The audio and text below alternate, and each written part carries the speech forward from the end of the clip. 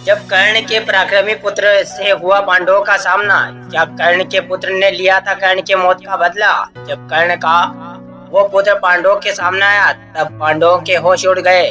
उसे देखकर भगवान श्री कृष्ण भी आश्चर्यचकित हो गए।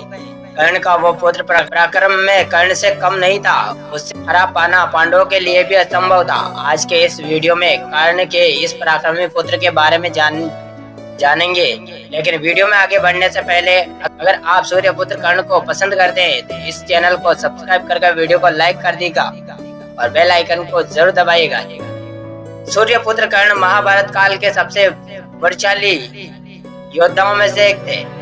दिव्य कवच कुंडल के साथ कर्ण का जन्म हुआ था, जिसे किसी भी अस्त्र से भेदा नहीं जा सकता था।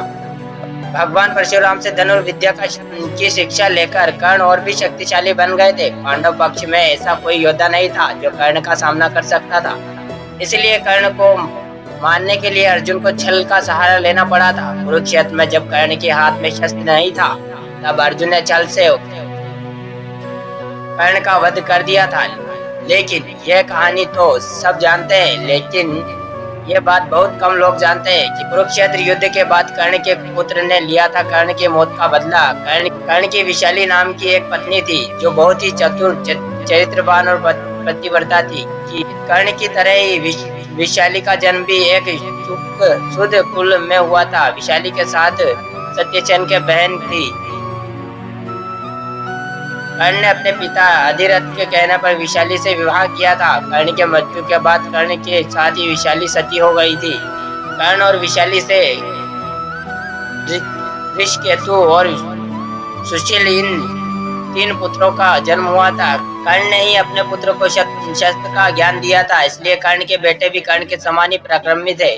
कर्ण के पुत्र भीमसेन ने तो कुरुक्षेत्र के युद्ध में तबाही मचा दिया था।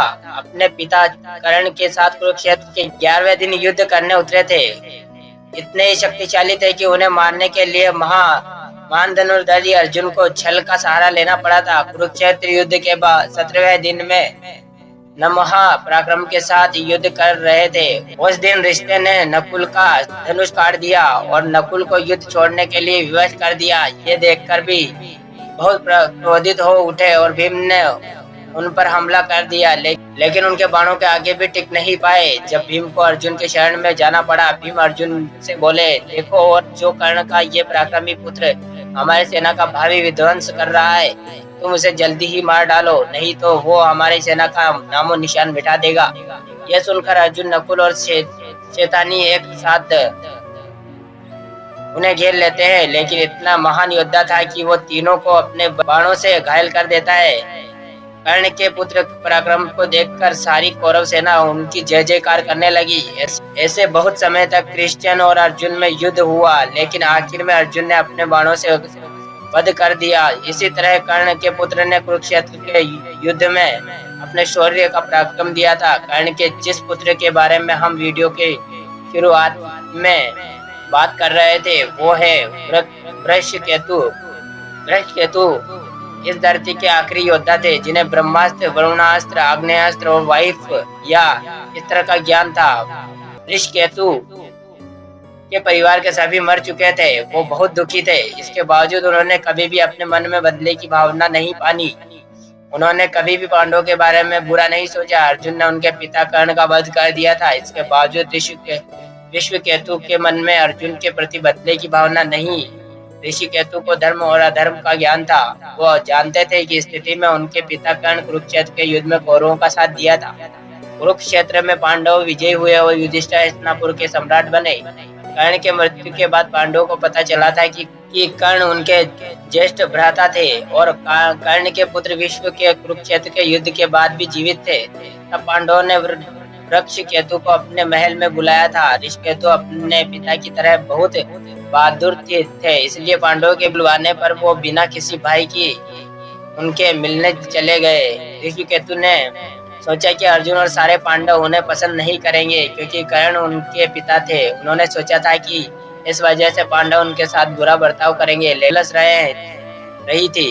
अर्जुन और सभी पांडव को कर्ण का दोषी मान रहे थे। उन्होंने युद्ध में अपने बड़े भाई कर्ण और उनके पुत्र का वध किया था। इस बात की उन्हें बहुत दुख था। लेकिन वह इस बात से संतुष्ट नहीं थे कि उनके भतीजे विष्णुकेतु जीवित थे। विष्णुकेतु को पांडवों से बहुत प्यार मिला। कर्ण पांडवों के बड़े भाई थे। अगर कर्ण के जीवित रहते कुंती से आपको कर्ण का सच बताती तो कर्ण ही हस्तिनापुर के सम्राट बनते। इसीलिए कर्ण को सच्ची श्रद्धांजलि देते हुए पांडवों ने ऋषिकेतु को इंद्रप्रस्थ का राज्य बना दिया। विष्णुकेतु धर्मराज युधिष्ठिर की छत्र छाया में बहुत सालों तक शासन किया और वो एक आदर्श राजा के रूप में स्थापित हुए। घटोत्कच के पुत्र के साथ वृक्ष केतु की गहरी दोस्ती थी। दोनों ने एक साथ बहुत ही युद्ध जीते थे। दोनों ने अपने पराक्रम में से भद्रावती की सेना को हराया था और वहां से अश्वमेध यज्ञ के लिए लाए थे। अर्जुन के साथ देते हुए वृषकेतु बहुत सारे युद्ध जीते थे। युधिष्ठिर के अश्वमेध यज्ञ के दौरान अर्जुन और विष्णुकेतु दोनों ही दिग्विजय के लिए निकले थे और दोनों ने मिलकर सारे राजाओं को परास्त किया था। इस दौरान अर्जुन के पुत्र बभ्रुवाहन के साथ अर्जुन और विष्णुकेतु का युद्ध हुआ था। तो साथियों, ये थी आज की कहानी। आई होप आपको पसंद आएगी। पसंद आए तो हमारे चैनल को सब्सक्राइब कर वीडियो को लाइक कर दीजिएगा। चलिए साथियों, मिलते हैं किसी नई कहानी के साथ, नए टॉपिक के साथ। तब तक के लिए धन्यवाद।